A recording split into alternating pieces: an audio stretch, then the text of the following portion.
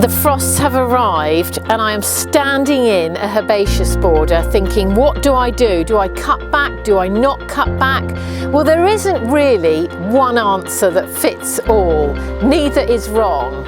So what I've done here is these Campanula lactifloras that are really hardy, I cut them back by half after flowering because they were beginning to flail everywhere. I've left this half because when the frost hits this top growth will protect the plant from a certain amount of frost damage. Although they're hardy, it's nice for them to have some extra protection. There are also plants like penstemons that shouldn't be cut back and should be left what I call shaggy over the winter. So it's not just a case of coming in and clearing everything. The plant supports that have been holding everything up all summer can come out now because there is a danger you'll try and cut through them with your secateurs. And also I'm going to start looking deep into the border, looking for problems that I can solve now prior to spring. So one I've got here, I've got a hawthorn here, Crataegus, which needs getting out. This is only going to put on growth over the winter, so that's got to go. There also might be some very vigorous weeds in here, perennial weeds that I want to tackle now.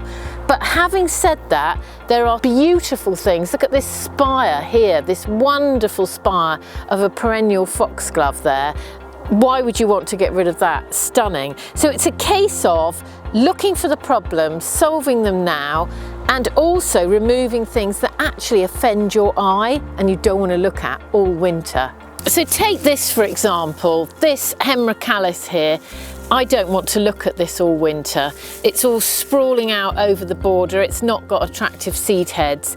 Yes, it has value as an overwintering place for insects, but I think I want to get this onto the compost heap, which is really good roughage for your compost. So I've got here what they call a herbaceous sickle, which I find easier to use than secateurs for cutting back. It saves you so much time and reduces that sort of repetitive strain from using secateurs. So all this here can go straight onto the compost. Fantastic. Sometimes it'll just pull off by hand, and that's actually easier and gives you a cleaner finish.